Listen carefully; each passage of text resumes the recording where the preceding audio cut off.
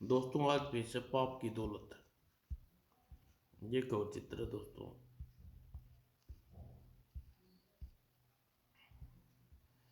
बहुत समय पहले की बात है। भोगल नदी के किनारे जाखड़ गांव बसा हुआ था। गोय भोगल नदी के तट पर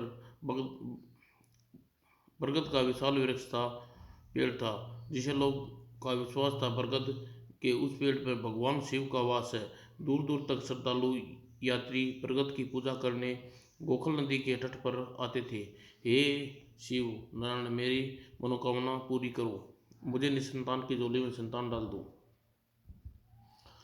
जाखड़ गांव में धनपत नाम का एक संपन्न किसान भी रहता था। वह एक दिन वो अपनी पत्नी हिरमा से बोला, हिरमा, गोगल नदी के तट पर शिवरात्रि का मेला लग रहा है, क्यों ना हम उस लखन और कृष्ण बेटे के साथ घूम आए। ठीक कहा आपने, मेले का घूमना हो जाएगा और पवित्र प्रगट की पूजा भी कराएंगे। धनपत और इरमा तैयार होकर उसी समय अपने जुड़वा लखन और कृष्ण के साथ गोकुल नदी के तट पर चल दिए। मेले में पहुंचने से सर्वप्रथम धनपत और हिमा गोकुल नदी में स्नान किया। हे गोकुल मैया, हमारा उद्धार करना। तत्पश्चात दोनों बरगद की पेड़ की पूजा करने चल पड़े।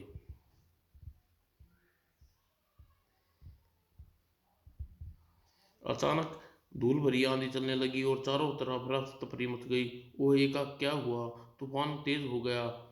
हिरमा और लाखन के सीने को कसकर चिपकाए हुए चिल्लाती हुई धनपत से बोली, सुनो जी, कृष्णा का ध्यान रखना।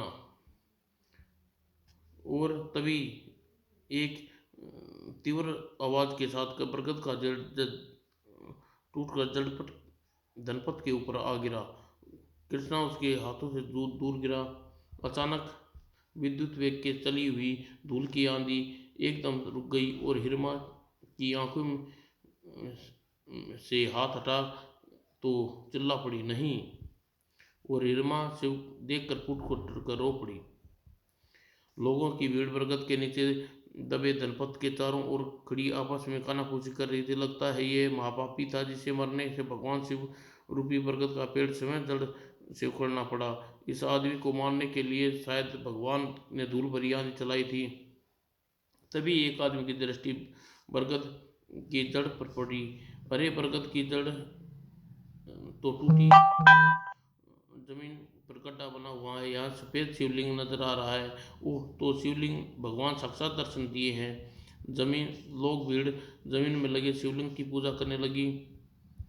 और जब रोती रोती रोती कलपती हिरमा जैसे जैसे तैसे करके लोगों की सहायता से धनपत का शव पेड़ के नीचे से निकाला और पास बैठ कर रोने लगी। भू।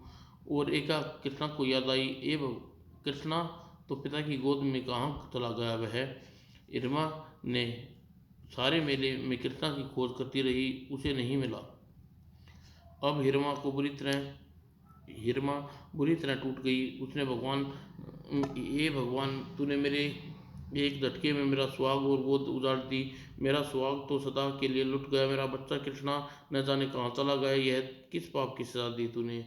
और हिरमा लोगों की सहायता से जैसे तैसे कर धनपत का अंतिम संस्कार किया। और धनपत के अंतिम संस्कार जब लूटी पिटी हुई हिरमा लखन को छाती से लगाकर वापस लौटी तो उसका घर धू धू करके चल रहा था। मेरा घर, ओह, आग बुझाओ। और वह चिल्लाती हुई बेहोश होकर जमीन पर गिर पड़ी। तब उसे होश आया तो उसका घर जल राख हो चुका था। आह, घर जल कर राख हो गया। सिर छिपाने के लिए जगह भी नहीं बची। और एक तरफ पड़े सदमे से तोड़ कर रख दिया उसे। वह रात हिरमा लाखन के साथ खुले आकाश के नीचे गुजारी। उसकी सारी उसकी सारी रात आंखों से कटी और भोर के उजाला होते हुए जैसे तब न जाने कहाँ उसकी आंख लग गई और तभी उसे एक सपना आया। हिरमा, जानती है तेरे पति का जीवन क्यों लिया? नहीं भगवान, मैं भला क्या जानूं। तो सुन, धनपत ने पाप की दौलत से अपना घर बसाया था, दौलत से खेत लिए, पाप की दौलत उसे ले डूबी। पाप की दौलत कुछ समझ में नहीं आई भगवान। हिरमा, तुम तो जानती है कि आज से 5 वर्ष पूर्व धनपत एक गरीब खेत मजदूर था। अपनी गरीबी के दिन भला कैसे भूल सकती हो भगवान। हिरमा, उन्हीं दिनों धनी धनी किसान के खेत में मजदूरी करते हुए धनपत ने खेत में गड़ा एक सोने का मटका मिला, जिसे किसान की नज़रों से बचाकर अपने घर ले आया था। मुझे याद है भगवान, उस सोने के मटके में सोने की मोहरें मिली थी। इरमा, वह धन डाकुओं ने लूटा हुआ था। धन धन था जिससे किसान के खेत में गाड़ा था। उस धन के धनपत खेत खरीदे और धनपत ने अपना घर बसाया था। और बार बार धनपत सपन में आकर सचेत करता रहता था कि धनपत, पाप की कमाई से तू खेत खरीद लिए, तूने ठीक नहीं किया। एक दिन पाप की दौलत तुझे ले डूबेगी। धनपत, तू पाप की कमाई से बने अपने खेत को दान दे दे, इसी में तेरी और तेरे परिवार की भलाई है। धनपत मेरी एक न सुनी। तब मैं लाचार होकर आंधी चलाई और बरगद का पेड़ धनपत के ऊपर गिरा पड़ा। वो धनपत, उसके किए की सजा मिल गई और पाप की कमाई से खड़ा उसका घर जल गया। अब तू घर धनपत के खेतों को बेचकर सारा धन पुण्य के कामों में लगा दे, इसी में तेरे और तेरे बेटे की भलाई है। यदि तू ऐसा नहीं करेगी तभी तुझ पर और दुखों का पाट टूटेंगे। ऐसा नहीं करो भगवान, जैसा आप कह रहे हैं वैसा ही करूंगी। पर क्या हिरमा, भगवान, मेरा एक बेटा कृष्णा मुझे मेले में बिछड़ गया था। हिरमा, तेरा बेटा कृष्णा सुकुशल है, लेकिन तुझे अभी नहीं मिलेगा। आज से 20 वर्ष पश्चात तुझे पूर्ण मिलन होगा। तब तू तब तक तू अपने बेटे लखन को मेहनत मजदूरी करके पाल। तेरे बेटे लखन की किस्मत वाला है, एक दिन वह यहाँ देश का राजा बनेगा। हिरमा, इतना कहकर शिव भगवान अंतर्ध्यान हो गए। तभी एकाएक हिरमा की आँख खुली। ओह, भोर हो गई है। मैंने भोर का सपना देखा था। सुना है भोर का सपना सच्चा होता है। तब तो वैसा ही करूँगी जैसा शिव भगवान ने कहा था। और हिरमा उसी दिन अपने खेत दूसरे किसान को बेच दिए। आज से ये खेत तुम्हारे हुए धर्मू भाई। और खेत बेचने के उसे जो धन मिला उससे उसने गोकुल नदी के तट पर उसी स्थान पर एक मंदिर बनवाया जहाँ भूमि पर शिवलिंग निकला था। और तत्पश्चात वह लोगों के घरों में बर्तन चौका करके अपना और लखन का पेट भरने लगी। दिन गुजरते गुजरते चले गए। इसी प्रकार धीरे धीरे 18 वर्ष बीत गए। लखन युवा हो गया था। वह दूसरे किसानों के खेतों में मेहनत मजदूरी करता था। और एक रात होने पर वह धनुष बाण लेकर शिकार करने जंगल में की ओर चल जाता। एक बार बहुत रात हो जाने पर किसी ने शिकार न मिला। बहुत थक गया हूँ, घर जाने की हिम्मत नहीं। आज किसी पेड़ पर चढ़कर सो जाऊं, सुबह तक घर चला जाऊंगा। और यह सोच वह पेड़ पर चढ़कर सो गया। अचानक आधी रात को अचानक उसकी आँख खुली। यह कैसी रोशनी है। रोशनी छटी तो उसकी बुरी तरह चौंक पड़ा। अरे, जंगल एक सुंदर नगरी में बदल गई। जिस पेड़ पर बैठा हूँ वह बीच में है खड़ा, यह क्या माया है। और लखन हैरत में चारों ओर देखने लगा। तभी उसे एक कुरूप राजा सैनिकों के साथ दिखाई दिया। वहाँ नर्तकियों के राज समूह नृत्य करने लगी। नर्तकियों का समाप्ति पर राजा सेवकों को आदेश दिया, जाओ रूप कुमारी को पकड़ कर ले आओ, जो हुक्म। और कुछ देर बाद दोनों सेवक एक सुंदर राजकुमारी को पकड़ लाए। राजा मुस्कुराकर राजकुमारी को रूप कुमारी से पूछा, रूप कुमारी, तुम्हें क्या सोचा, तुम्हारे हमसे विवाह करने को तैयार हो। रूप कुमारी घृणा से उसकी ओर देखा। मैं थूकती हूँ तुम पर, जैसे जालिम पर विवाह करने की अपेक्षा अपनी जान दे दूंगी। यह सुनकर राजा कुटिलता से मुस्कुराया। रूप कुमारी, हम तुम्हें इतनी आसानी से मरने नहीं देंगे। तुम्हें एक न एक दिन विवाह करना ही होगा। जाओ, सैनिकों को आदेश दिया। सैनिकों, रूप कुमारी को अपने रूप पर इतना घमंड है, चाबुक मार कर इसकी गोरी चमड़ी उधेड़ डालो। और सैनिक तुरंत ही राज का आदेश का पालन किया। राजकुमारी चाबुक पीटते पीटते देख ऊपर से लखन को गैरत उसे ललकारा। लखन, कैसा आदमी है तू, एक अबला के तेरे सामने पिट रही है तो तू सब देख रहा है। तीरों का आक्रमण करके तू इन्हें बचाता क्यों नहीं। और राजकुमारी को बचाने हेतु वह पेड़ से कसमसाया और तरकस उठाकर आक्रमण करने के लिए तैयार हुआ। जैसा उसने सोचा, लखन क्या करने जा रहा है तू? जरा सोच, नजारा देख रहा है, मायावी है, चुपचाप पेड़ पर बैठा रहे, इसी में तेरी भलाई है। यह सोच लखन आक्रमण करने का विचार त्याग दिया और पेड़ को पत्तों में छिपकर नीचे की ओर देखने लगा।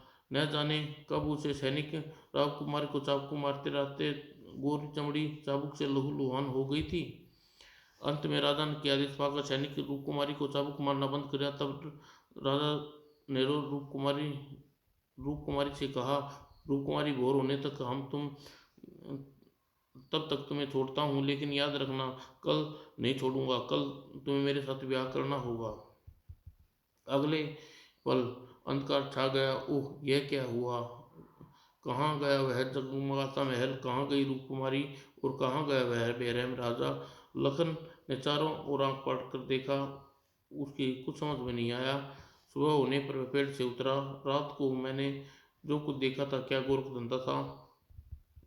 कुछ दूर चलने पर एक कुटिया नजर आई। किसी साधु की कुटिया लगती है। मुझे चलकर कुटिया के स्वामी से रूप कुमारी का रहस्य में महल के बारे में पूछना चाहिए। शायद कुटिया के स्वामी कुछ रहस्य जानता हो। और कुटिया सचमुच साधु की थी। उसे जाकर लखन ने प्रमाण किया। साधु ने उसे आशीर्वाद दिया। तत्पश्चात, कहो बच्चा, कैसे आना हुआ? साधु बाबा, रात को मैंने इस वन में अजब नज़ारा देखा, कहकर लखन ने सारी रात जो जो साधु महाराजों को बताई। सारी बात जानकर, ओह, तो रात को तुमने राजकुमारी रूप कुमारी को देखा? हाँ महाराज, लगता है राजकुमारी के रूप कुमारी को बारे में काफ़ी कुछ जानते हैं। सुनकर साधु ने ठंडी सांस खींची। हाँ, मैं उस बदनसीब के बारे में सब कुछ जानता हूँ बाबा। कृपा करके मुझे उसके बारे में सब कुछ बताइए। बेटा, रात को तुमने राजा और उसके सैनिकों को देखा, सब प्रेत थे क्या? हाँ बेटा, राजकुमारी रूप कुमारी प्रेत की उस मंडली में कैद कर लिया। प्रेतों की मंडली सरदार राज रूप कुमारी के विवाह करना चाहता है। यह आप क्या कह रहे हैं बाबा? कह वह कह रहा हूँ जो सच है। कल रात तुमने सुंदर नगरी देखी। विद्यानगरी की राजकुमारी विद्यानगर के राजकुमारी क्या पिता विद्यासागर मार कर प्रेतों की मंडली विद्यासागर ने अपना कब्जा कर लिया और विद्यानगरी के प्रेत राजा प्रेत मंडली का मारकर खा गई है। प्रेत का सरदार रूप कुमारी से विवाह करना चाहता है, इसलिए हर रात आकर प्रेत दरबार सजाता है और फिर चाबुक से राजकुमारी से पिटवाता है। वो रोने से पहले ही मंडली सब गायब हो जाते हैं और वह महल और रूप कुमारी कहाँ चले जाते हैं। प्रेत का सरदार के प्रभाव में विद्यानगरी की राजकुमारी दिन में मनुष्यों की नज़रों से ओझल हो जाती है। रात होने पर प्रेत आती हैं और राजकुमारी विद्यानगरी दिखाई देने लगती है। ओह, यह तो रहस्य है नगरी है। जिसे कुछ देर सोचकर साधु ने कहा, क्या बाबा ऐसा उपाय नहीं है जिससे वे बेकसूर राजकुमारी उन जालिम प्रेतों की टोली से मुक्ति दिला सकें? उपाय है तो है बेटा। क्या उपाय है बाबा? साधु बाबा, बेटा, मैं तेरी आंखों में राजकुमारी रूप कुमारी के सच्ची सहानुभूति देख रहा हूँ, इसलिए राजकुमारी के भूतों से मुक्ति दिलाने का उपाय बताता हूँ। इतना कहकर साधु बाबा ने पास पड़े लकड़ी के टुकड़े पर इशारा करते हुए लखन से कहा, बेटा, यह लकड़ी तंत्र मंत्र द्वारा अरबी लकड़ी है। इस लकड़ी को तीर यदि तू रात्रि प्रेत व प्रवार करेगा, इन तीरों से निकलने वाली आग की लपटे से घबराकर प्रेत मंडली की राजकुमारी को छोड़कर भाग जाएगी। ओ साधु बाबा, तब तो मैं आज दिन भर इन लकड़ियों के तीर बनाने में लगा रहूँगा। साधु बाबा धुनी पर राख लाखन को देते हुए कहा, लाखन, पहले इस राख को इस वन के चारों ओर छिड़क आओ। ऐसा करने से प्रेत भागने पर दिन में वे राजकुमारी अदृश्य होगी और न ही विद्यानगरी अदृश्य होगी। जो आज्ञा साधु बाबा। लखन ने साधु बाबा से राख ली और उस चारों ओर छिड़कने लगा। उसे जाता देख मुस्कुरा उठे। लखन राजकुमारी रूप कुमारी को प्रेतों के चुंगल से छुटाकर तू अपने भाग्य को जगा लेगा। तुझे क्या पता, राजकुमारी रूप कुमारी विवाह करने के पश्चात तू विद्यानगरी का राजा बन जाएगा। और वन से बाहर जाकर लखन अपने कार्य आरंभ कर दिया। दोपहर होते होते लखन ने वन के चारों ओर राख डालने का कार्य पूरा कर दिया। और जब वापस साधु बाबा की कुटिया के पास पहुंचा तो कुल्हाड़ी से वह अभिमंत्रित लकड़ी के टुकड़े करने लगा। और और तत्पश्चात ही लकड़ी के टुकड़ों से नुकीले तीरों का निर्माण कर किया।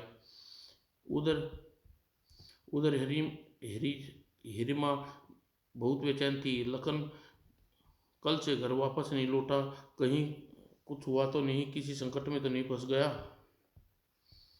और उधर आवेश में भर राजा सैनिकों को आदेश दिया, उधेड़ दो इस बदमी का शरीर।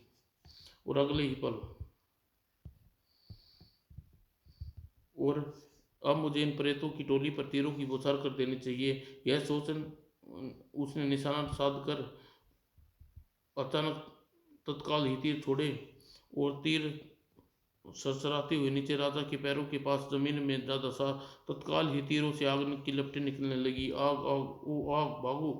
और सैनिकों को चाबुक मारने वाले छोड़कर भयभीत होकर लपटों को देखने लगे।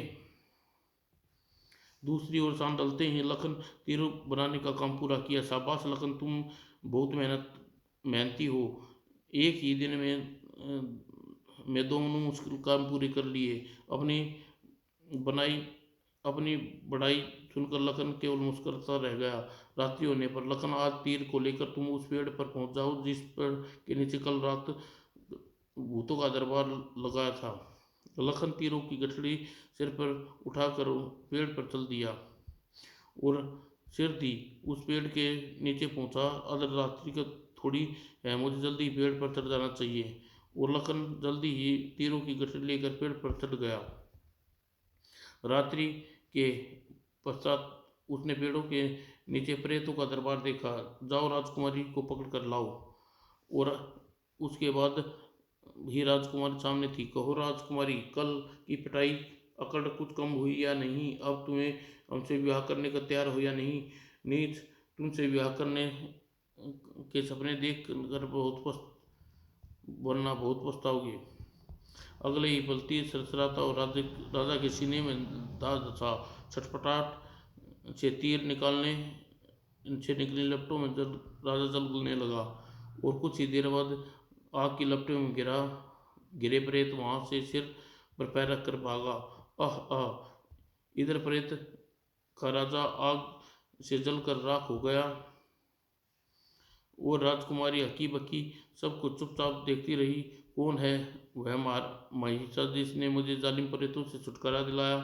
तभी लखन प्रेत से नीचे कूदा और राजकुमारी चौंक कर उसकी ओर देखा। कौन हो तुम? राजकुमारी, तुमने मुझसे न डरिए, मैं प्रेत नहीं हूँ, बल्कि मैंने तो इन प्रेतों को डरा कर भगाया है। ओह, तो तुम हो वह बहादुर जी। यह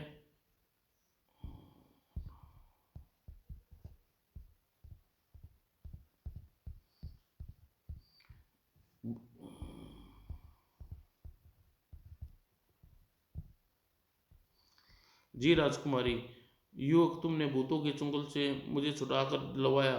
इस उपकार का मैं तुमसे बहुत खुश हूँ। मांगो, क्या मांगते हो? मैं जो मांगना चाहता हूँ वह मिलेगा राजकुमारी जी। हाँ, क्यों नहीं, तुम मांग कर देखो।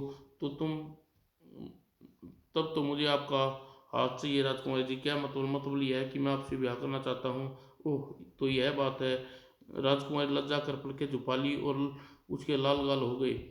अगली उसकी यह दशा देख कर, क्या बात है राजकुमार जी, आप मेरी बात का कोई जवाब नहीं दिया। राजकुमार ने शर्माते हुए पलकें उठाई। लखन, नारी की शर्माना ही उसकी मौन स्वीकृति होती है। ओह, तो मैं आपको विवाह करने के लिए तैयार हो। सुकृति में राजकुमारी की गर्दन हिलाई और तब अगले दिन साधु ने विधिवत राजकुमारी लखन से विवाह करवाया। तत्पश्चात स्वामी स्वामी आज आप विद्यानगर के राजा हैं। और साधु बाबा के आशीर्वाद से विद्यानगर राजमहल लौट गए। राजकुमारी के राजकुमारी पास ही गांव में मेरी बूढ़ी माँ रहती है, मैं उनसे भी यहाँ ले आऊँ। हाँ हाँ, क्यों नहीं, आपकी माँ मेरी माँ है।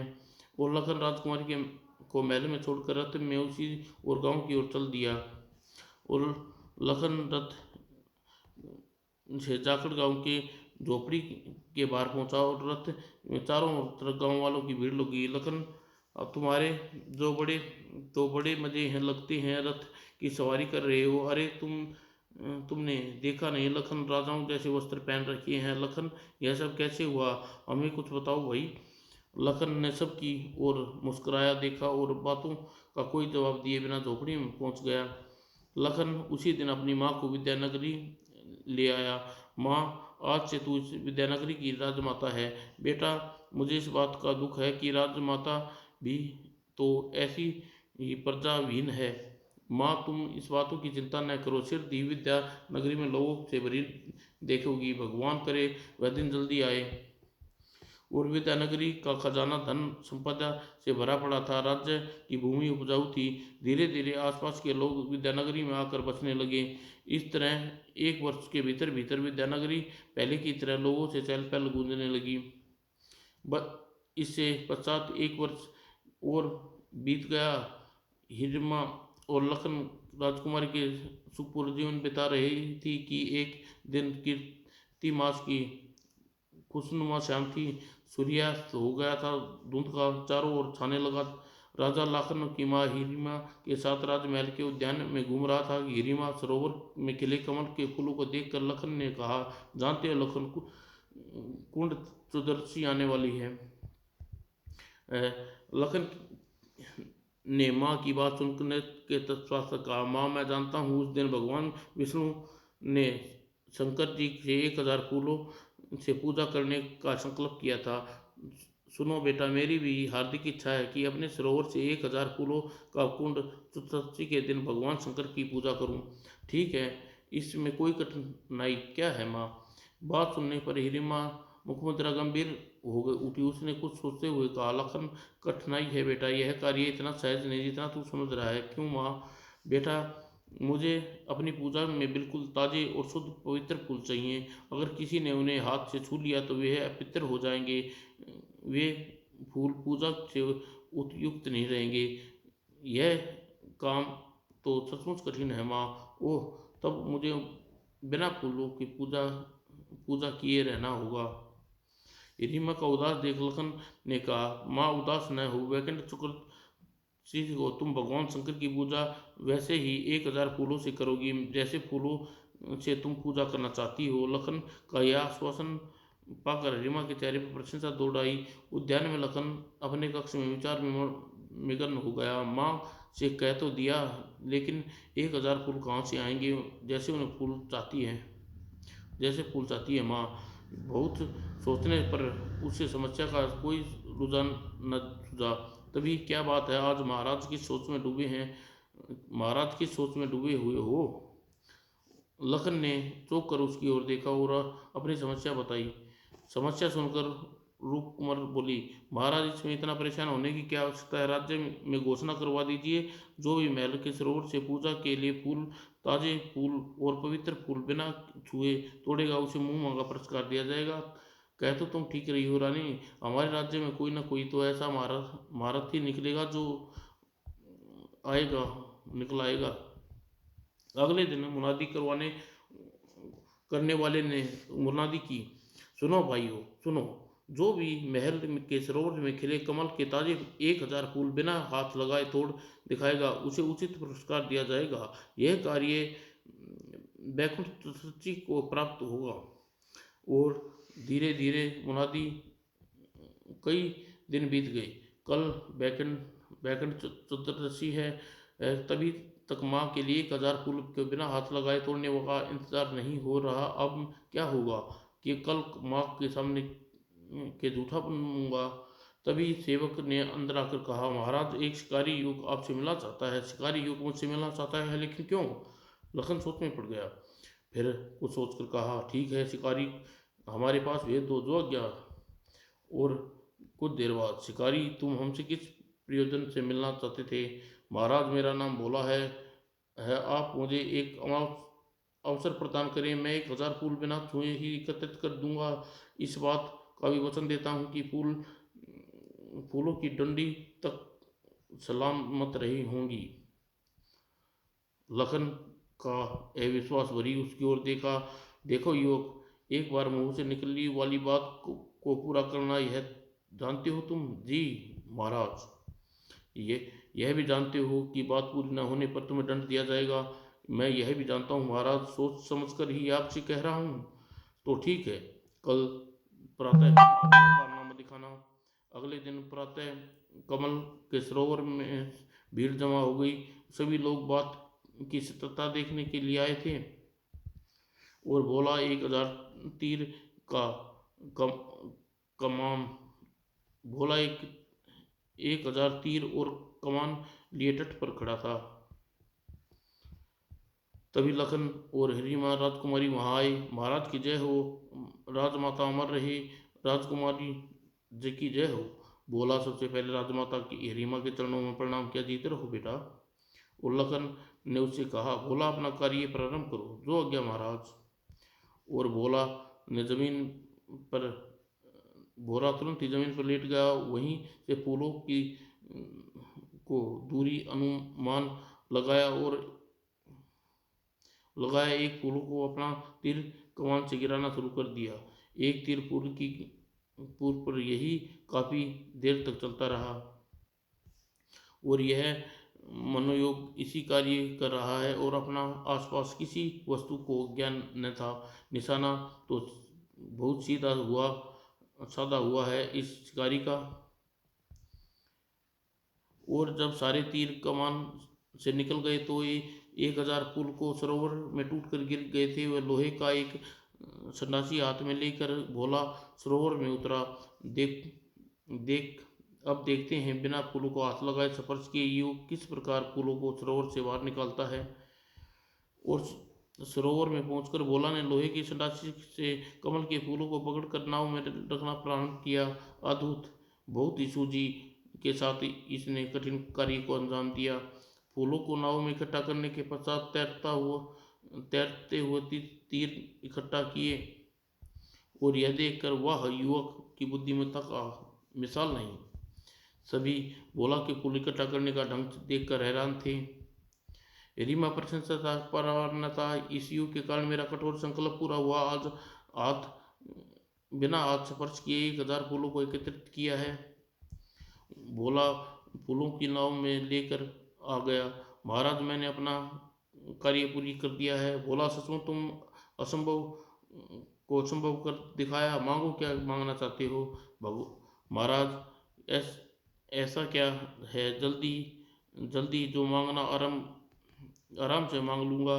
पहले राजमाता को इन फूलों को शंकर भगवान की पूजा करने दीजिए। ठीक है, तुम यही रुकना, मैं पूजा करके वापस आते हैं। चलो माँ शंकर भगवान की पूजा कराएं। चलो बेटा। और तब हीरोमा ने 1000 कमल के फूलों से शंकर भगवान की पूजा की।